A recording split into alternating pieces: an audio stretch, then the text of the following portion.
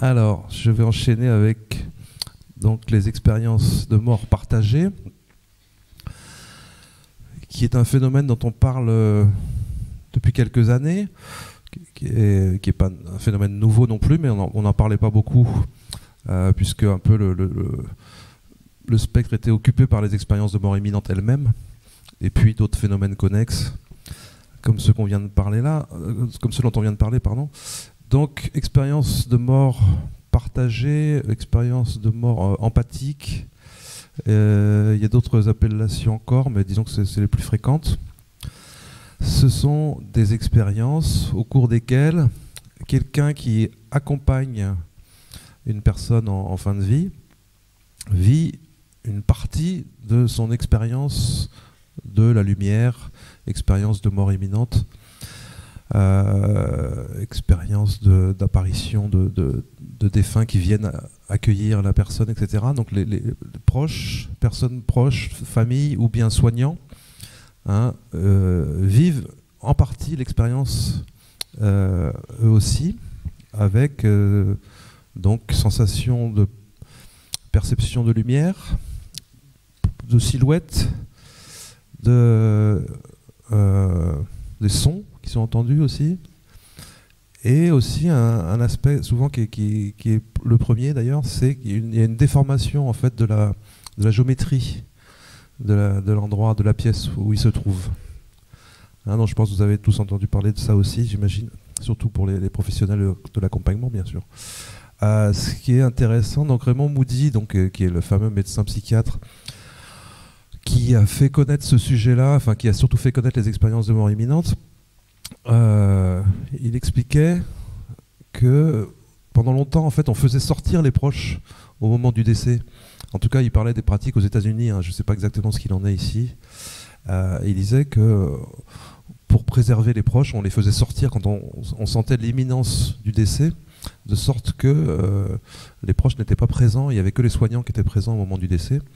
Et puis, la politique a changé aux États-Unis et on a plutôt incité les proches à assister aux derniers instants et puis justement partager ce moment-là, de sorte que les témoignages ont explosé. On a eu beaucoup de témoignages à partir des années, je crois, 80-90, parce que justement, les proches, les familles étaient incitées à être présentes au moment du décès. Donc c'est lié aussi à la façon dont on pratique cet accompagnement des derniers instants, bien sûr.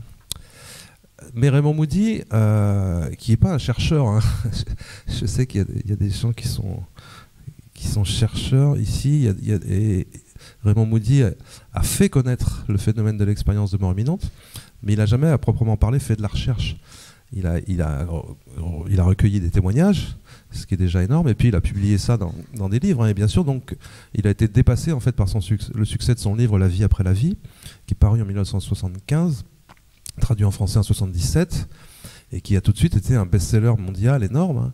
Et lui, il était encore étudiant en médecine à ce moment-là, il était encore interne en psychiatrie, après avoir fait un doctorat de philo. Donc il était déjà philosophe, il avait fait quelques années d'enseignement de professeur de philo, et puis il avait voulu donc faire psychiatrie, médecine et psychiatrie, et du coup il était encore étudiant au moment où il a écrit ce livre-là.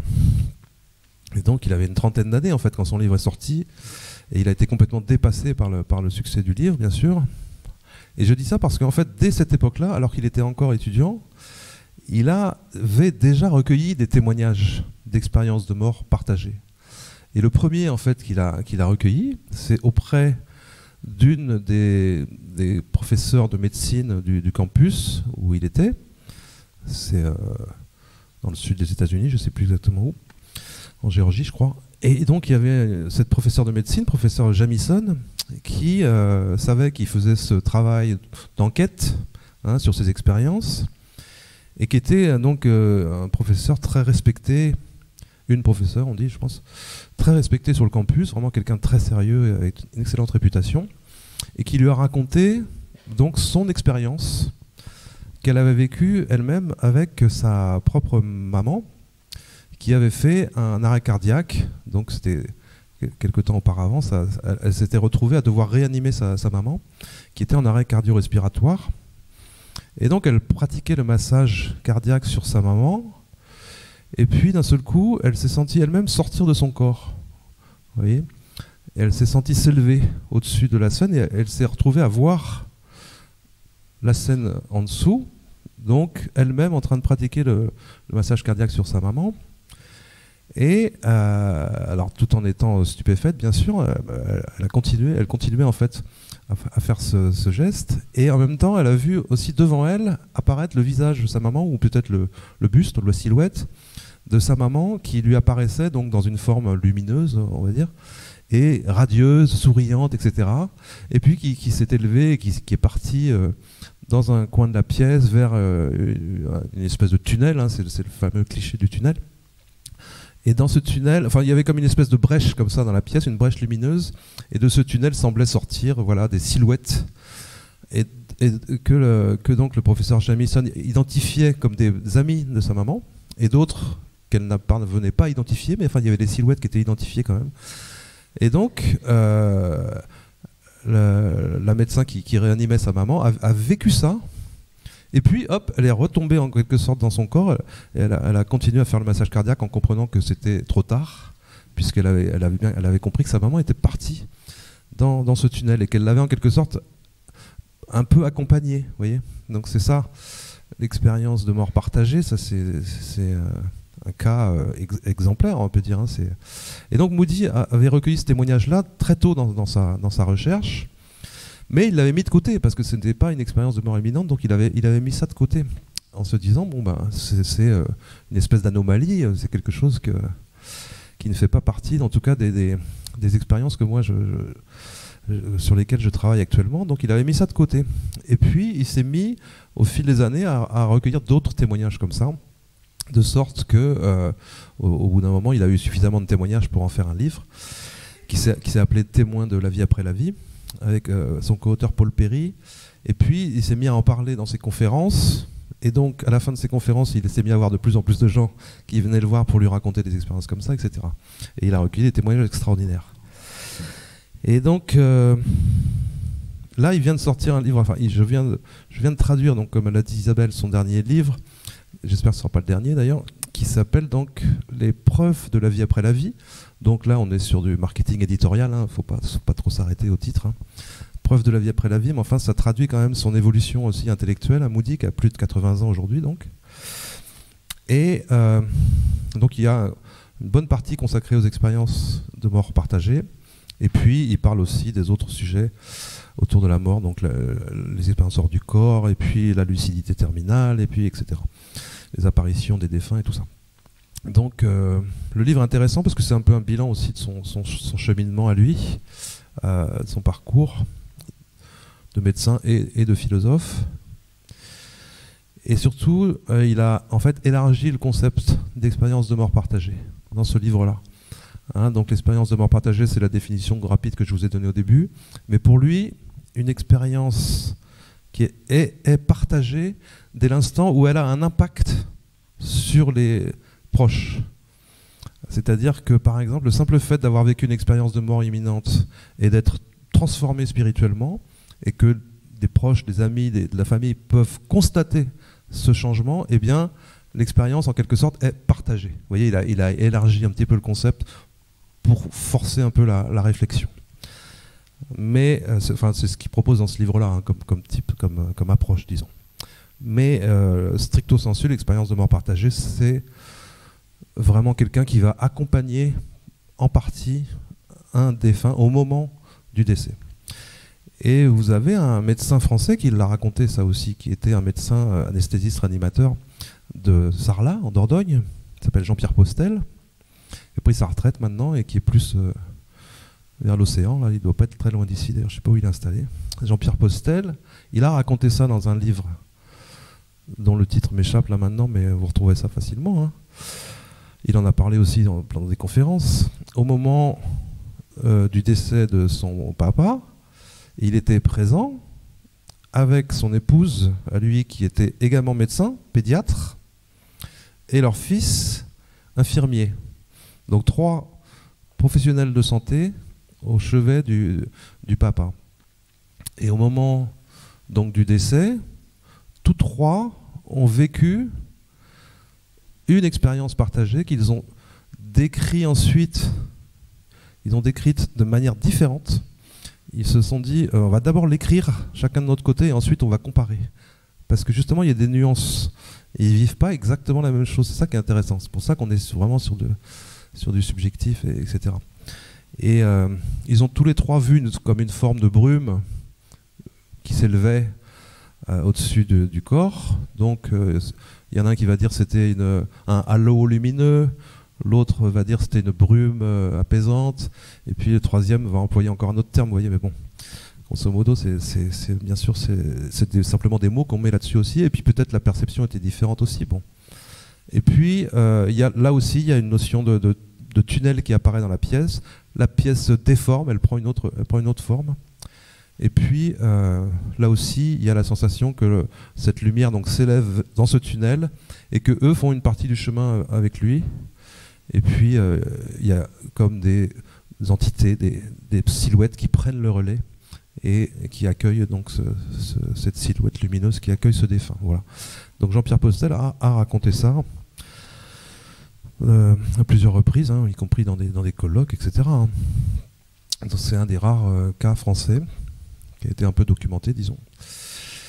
Et donc Raymond Moody, pour revenir à lui, il a avoué aussi que lui aussi, finalement, l'a vécu au moment du décès de sa maman.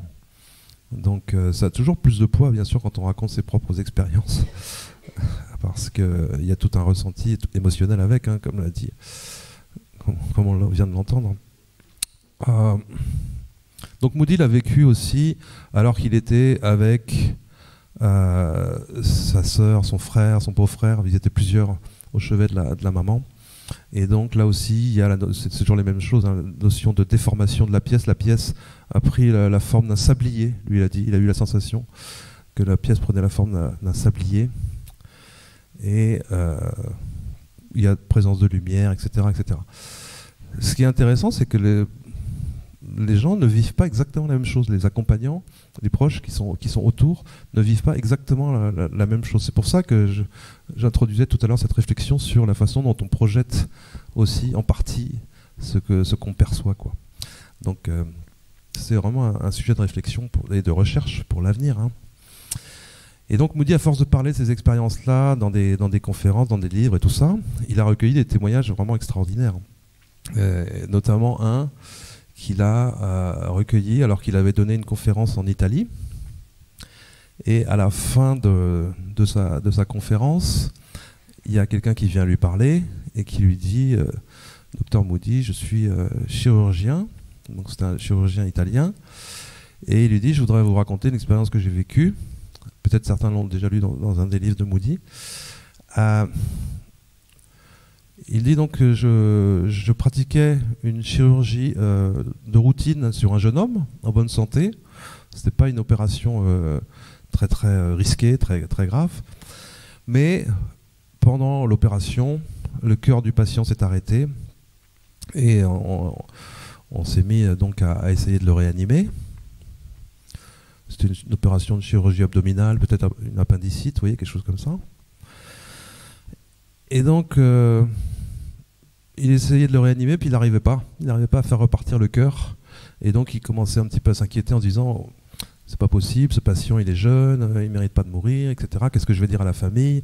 C'était pas une opération risquée, comment se fait-il, etc. » Et puis, alors qu'il était sur le point d'arrêter la réanimation, le massage, d'un seul coup, les portes du bloc opératoire sont ouvertes brutalement. Et là, une femme est entrée en hurlant quasiment « Docteur, mon mari n'est pas mort. Il est venu me voir dans la salle d'attente et il m'a dit que vous croyez qu'il était mort, mais il n'est pas mort. Continuez à le réanimer. » Donc c'était la femme du patient, en fait, qui effectivement, tout ça s'était confirmé après, la femme du patient avait eu la visite de son mari, donc en sortie hors du corps, qui était venu lui dire « Le médecin croit que je suis mort, il va arrêter le massage, c'est pas possible, va lui dire de continuer, je ne suis pas mort, je suis au-dessus en train de lui dire, en train de lui hurler, continuez, continuez. » Et donc le médecin est sidéré. Au départ, il pense que c'est une patiente psychotique qui vient dans le bloc, etc. Après, il comprend, donc, et puis mécaniquement, il reprend le massage, et effectivement, il arrive à faire repartir le cœur du patient. Et donc, quand le patient se réveille, donc en salle de réveil, donc il n'a pas eu le temps de parler avec sa femme, etc. Et le patient lui raconte la même histoire. Il confirme la même chose sans avoir pu inventer une histoire et se mettre d'accord avec son épouse. Il dit: docteur, j'étais au-dessus de mon corps, je vous voyais en train d'essayer de me réanimer, et puis j'ai lu dans votre esprit que vous pensiez que c'était fini. Et donc je me suis dit, il faut que j'aille prévenir ma femme, qu'elle vienne vous le dire. Vous voyez, il raconte toute l'histoire exactement comme ça s'est déroulé finalement. Donc voilà le genre d'expérience qui a emporté la conviction du médecin, si vous voulez, pour le coup, le chirurgien, et puis qui, bien sûr, aussi pour Moody, ça constitue des témoignages extrêmement probants, quoi, hein, parce que c'est pas possible d'inventer des choses comme ça, quoi. Et donc Moody, bah, il en a plein des histoires comme ça. C'est vraiment, à chaque fois, c'est à tomber par terre, quoi. Alors c'est ce qu'on appelle des anecdotes. En science, c'est pas des preuves, tout ça, vous savez, hein, c'est des évidences anecdotiques, je sais pas comment on appelle ça en psycho. C'est pas des preuves, ça se déroule pas dans des conditions contrôlées. Donc des gens extrêmement rigoureux, etc., un peu à cheval sur la méthodo et tout ça, vont dire que ce ne sont pas des preuves. Bon, mais quand vous mettez bout à bout tous ces récits, c'est absolument à tomber par terre, évidemment, hein. Et puis, finalement, il n'y a qu'une seule alternative, hein. Soit ça s'arrête, soit ça continue. C'est simple, hein, au moment du décès. Soit il n'y a plus rien, soit il y a encore quelque chose. Donc il faut ramener ça à des choses très simples. Après, si ça continue, là, on a tout un tas d'hypothèses. Comment ça continue? Pourquoi? Est-ce qu'on reste soi-même? Est-ce qu'on garde son identité? Est-ce qu'on se dissout dans le tout? Est-ce que ça continue à évoluer? On continue son chemin d'évolution, etc., etc. Il y a plein de questions qui se posent si ça continue, mais l'alternative avant ça, elle est simple. Soit ça s'arrête, soit ça continue. Et Moody, au départ, il ne prenait pas position.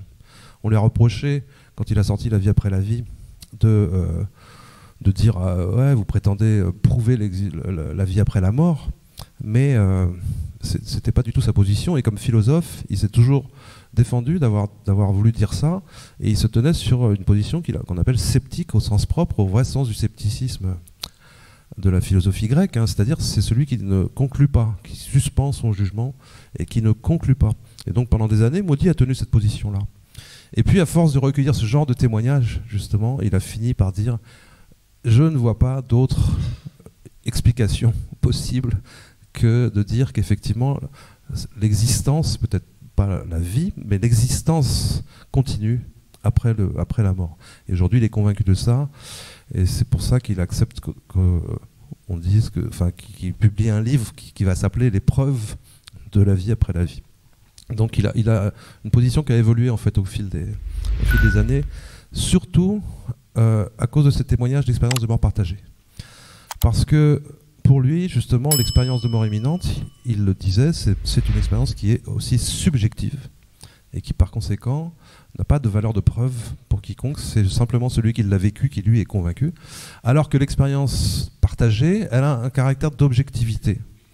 Parce que, justement, d'autres témoins peuvent constater les faits et les confirmer avec différents points de vue, etc. On disait, les gens qui vivent une expérience de mort imminente, peut-être qu'ils ont halluciné parce qu'on leur a donné des anesthésiques, justement, tout un tas de produits, etc. Et que du coup, il y a certainement un manque d'oxygène, ou alors trop de gaz carbonique, ou alors trop de médicaments qui font qu'ils hallucinent. Alors que ceux qui vivent l'expérience partagée, eux, n'ont rien pris en l'occurrence. Donc ça, c'est un argument qui, pour le coup, aussi a une certaine force, puisque ceux qui assistent à ça, eux, ils ne sont pas sous l'effet de produits, ils ne sont pas en privation d'oxygène ou quoi que ce soit. Donc ça, c'est quand même un élément fort.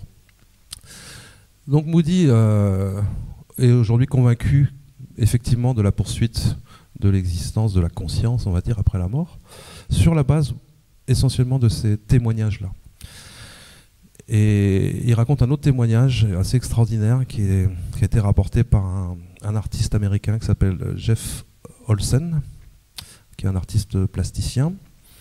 Et donc ce monsieur, qui était assez connu aux États-Unis, hein, il a eu un grave accident de voiture avec sa femme et 2 enfants dans la voiture.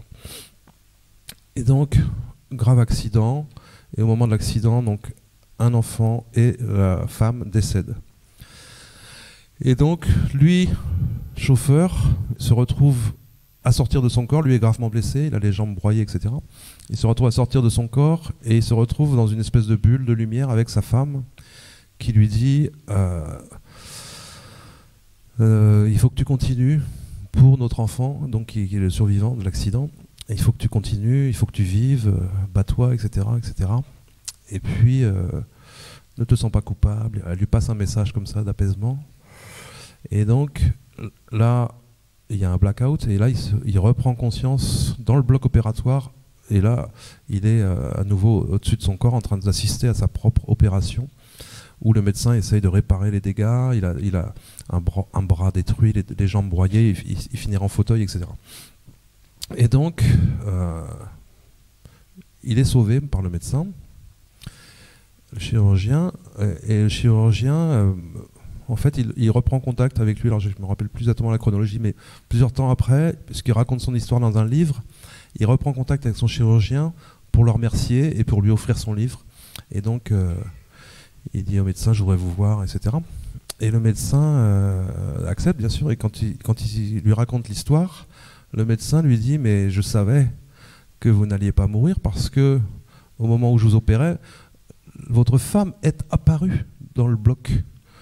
La silhouette de votre femme, avec ses cheveux, etc., que j'ai reconnus, est apparue dans le bloc et m'a dit, docteur, vous devez sauver mon mari, il faut qu'il survive pour élever notre enfant survivant, etc.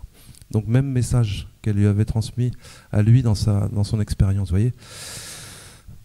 Donc là, voilà, ça fait partie des témoignages très forts sur lesquels Moody base aujourd'hui sa conviction.